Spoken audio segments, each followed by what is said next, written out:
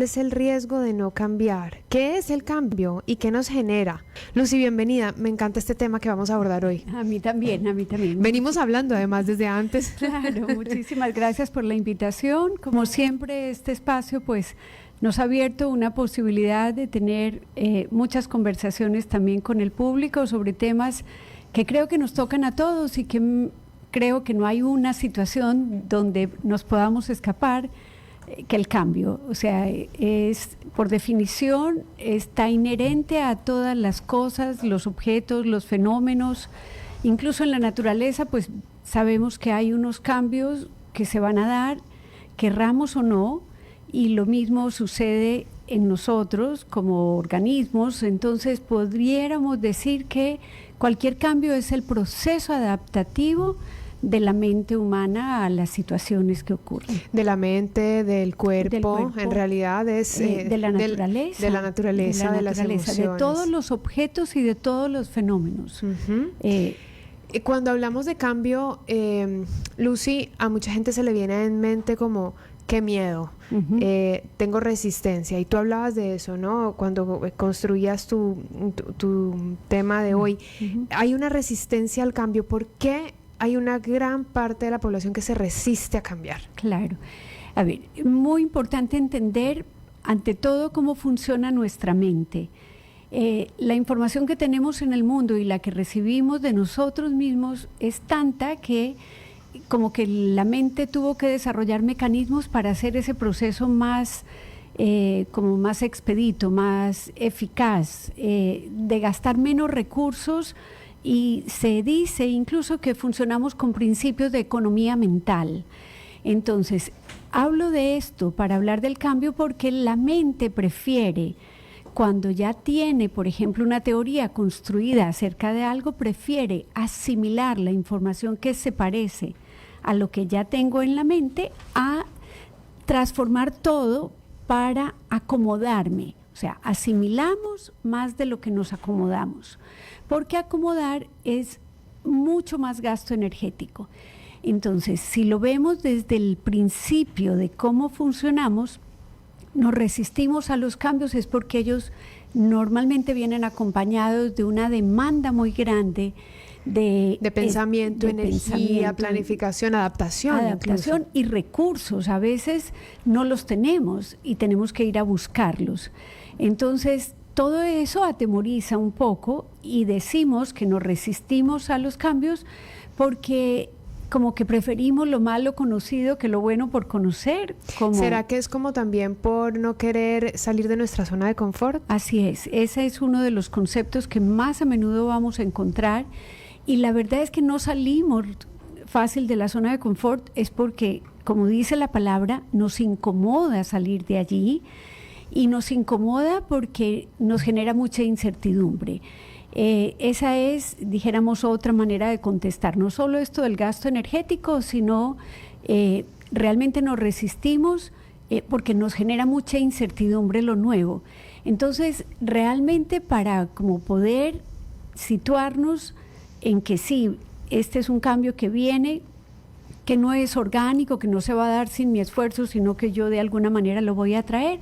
Lo primero es como abrazar esa posibilidad, saber que me voy a sentir incómoda seguramente al principio un poco, pero que luego voy a ver allá al otro lado de la transformación, del movimiento. Claro, porque hay cambios y cambios. Está el cambio que tú vienes planificando desde hace algún tiempo, vamos a decir, por ejemplo, un viaje, un cambio de estilo de vida, una posición laboral. Todos esos son cambios que tú tal vez vas persiguiendo, vas eligiendo. A lo mejor te quieres cambiar de país o de ciudad y te vienes preparando para eso. Pero ¿qué pasa con los cambios que te llegan?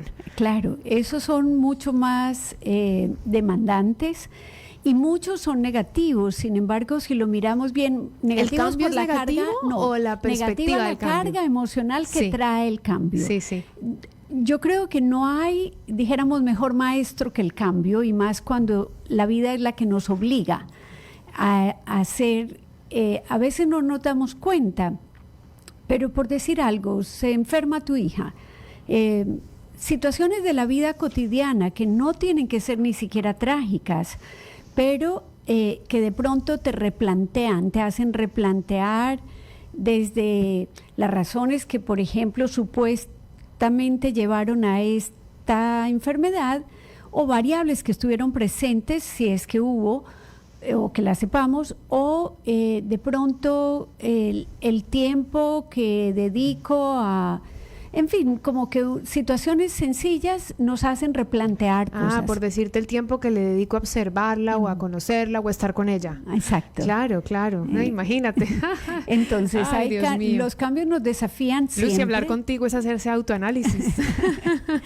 También tú hablabas de la resistencia al cambio por inseguridad o por imposición. Sí, por inseguridad es esto que un poco lo mencionaba, y es que si nos dan a elegir entre una cosa que no sabemos y una que ya conocemos, la tendencia, digamos, en la mayoría de la población, especialmente si uno es conservador, si no tiene como esos rasgos de tirémonos al ruedo y veamos a ver qué pasa, sino que busco seguridad, entonces el cambio per se lo voy a tomar un poquito como con recelo. Ahora, también puede pasar que aprendamos, yo siempre pienso eso, ¿no? Como aprendamos de la educación esa forma de mirar los cambios. A lo mejor vivimos en un entorno familiar que estaba muy dispuesto a cambiar, a hacer cosas diferentes, a irse de viaje, a lo mejor cambiar de ciudad, o a lo mejor estuvimos educados en una familia que siempre tuvo demasiada estabilidad, entonces de adultos tal vez me digan cambio y yo digo, ¿eso para qué? ¿Para qué salir de mi estabilidad? Así es, porque todas las cosas a las que nos acostumbramos en la crianza, como que nos van marcando un poco el tono emocional, y entonces si hemos tenido ideas de que el cambio es lindo, que lo vamos a abrazar, que chévere, vámonos de viaje, exploremos cómo es hacer un picnic, exploremos cómo es ir a la montaña, exploremos cómo es ir al agua, no sé. Claro, no al mismo lugar de siempre, exacto, sino estar como a la aventura. Exacto, también es cierto que hay personas y familias que, por ejemplo, van al mismo restaurante siempre, piden la misma comida, las tradiciones se conservan como a rajatabla, y esto, por supuesto, da como este tono de que es más temible el cambio, que no sé cómo me voy a sentir. Claro. Pero si miramos cuál sería el prerequisito para que podamos como abrir nuestra mente y nuestro corazón al cambio, pues sí es abrazarlo. A veces son las otras personas las que nos señalan por algo que nos dicen, por algo que nos hacen sentir que sería bueno cambiar.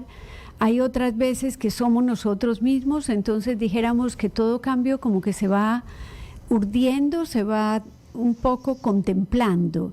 Entonces, antes de cada cambio hay como, no de estos que ocurren orgánicamente, sino los que son buscados. Como construidos.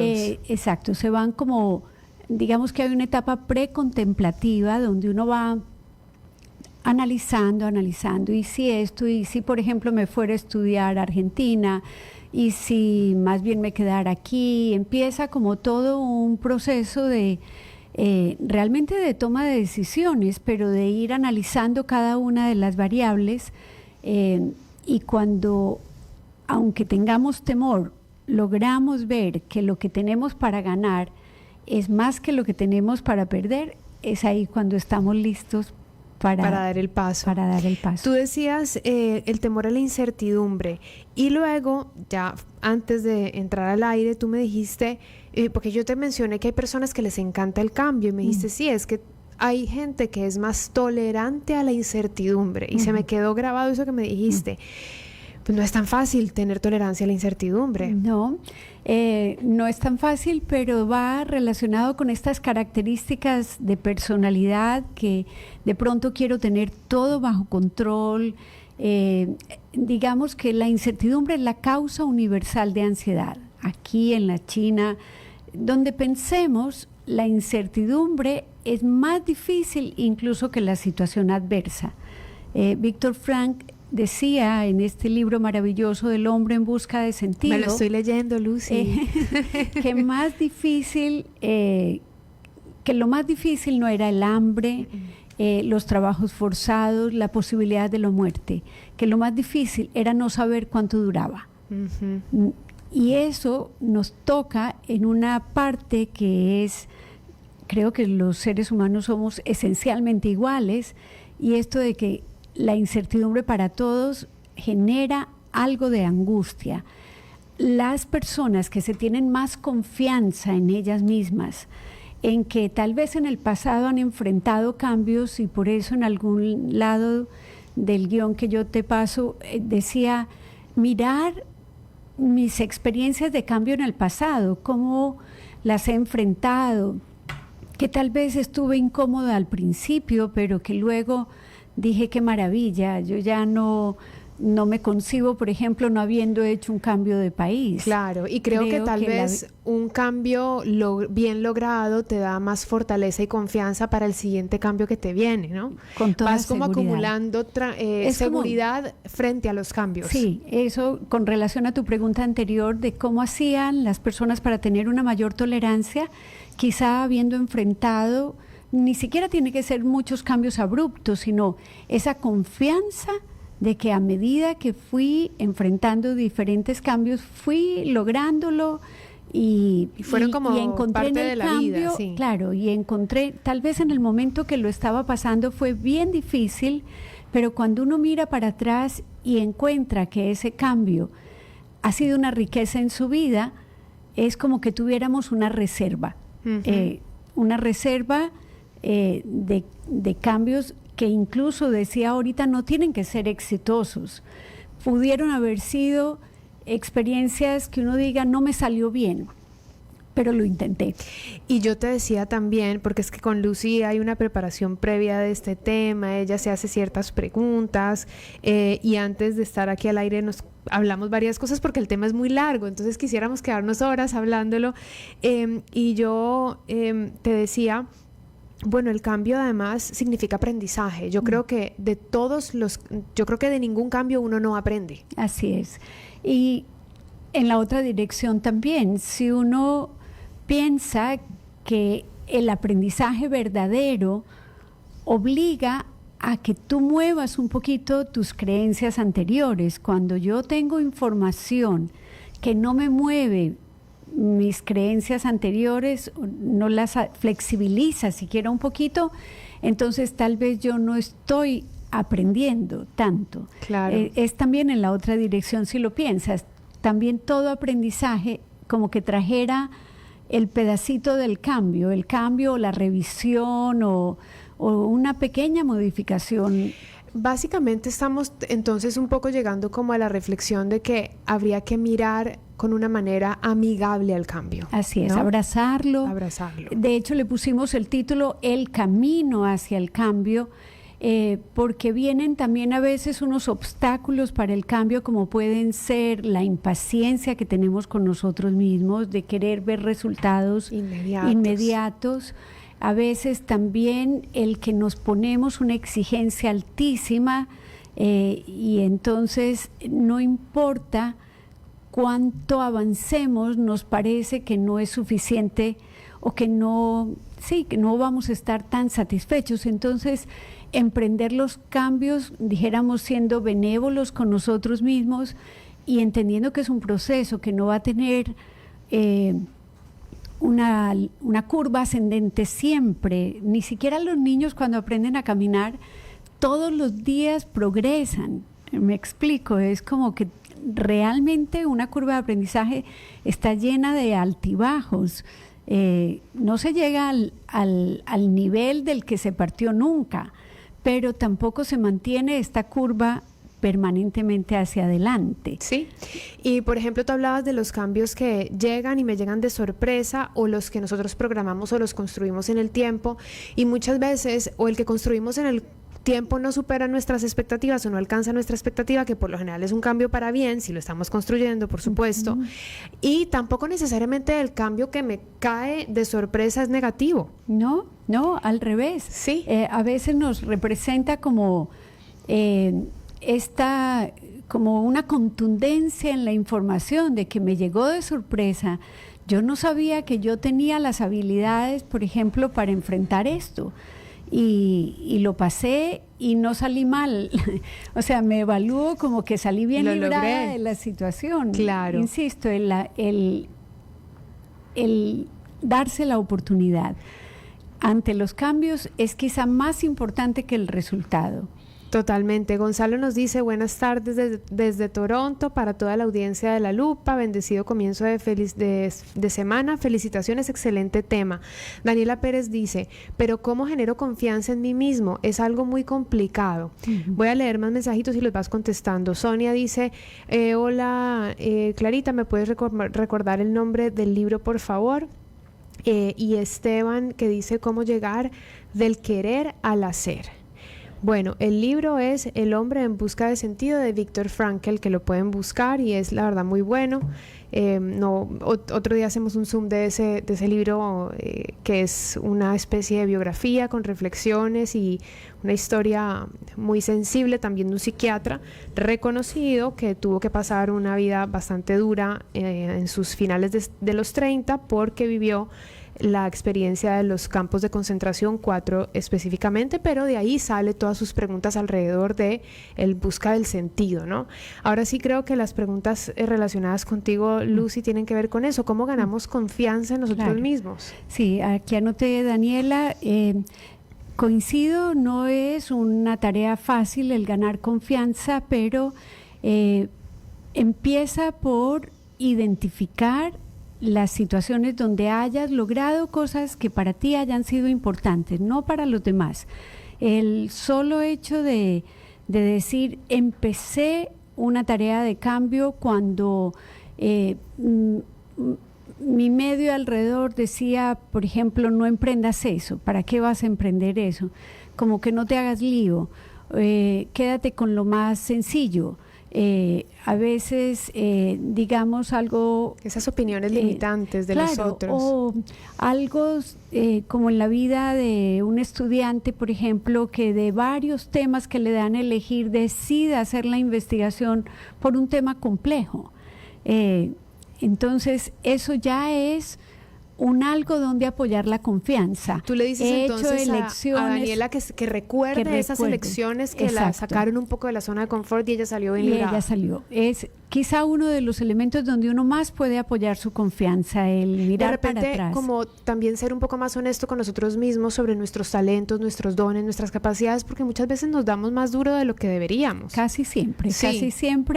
Y es perfectamente válido que la confianza se alimenta de que tú te reconozcas, incluso si te equivocas, porque nadie dijo que algo no se había conseguido porque te hayas equivocado, es que se consiguió. Suelo poner este ejemplo, 2 personas van a saltar, digamos, una pequeña quebrada, una dice, no, yo no voy a ser capaz, yo más bien doy la vuelta por el puente, y la otra salta y se le va el pie y se moja, pero ¿cuál de las 2 queda más satisfecha? No, pues la que lo intentó. La que lo intentó, obvio. Así es. La que dio el brinco. Así es. Sí. Entonces, para Daniela, coincido, no es tan sencillo generar confianza, pero mira que estoy enfatizando que eres tú misma. No es preguntar a los demás yo qué he logrado, no, es mirar en tu interior pequeñas cosas que de pronto para ti representaron un desafío, cosas que no sabías hacer, pero dijiste, bueno, aunque no me salga bien, lo voy a intentar. Y aquellas que, incluso con ese resultado, te dejaron satisfecha. Entonces, esa sería una manera. ¿Y cómo pasar del querer al hacer? Esteban, sí. Esa pregunta, gracias Esteban, porque justo dentro de las conclusiones que planteábamos estaba... abrazar el cambio, además de abrazar el cambio, es convertirlo en acción. O sea, si yo digo, me voy a atrever, por ejemplo, a salir del país, que nunca lo he hecho, y voy a hacer un viaje sola, y este es mi proyecto,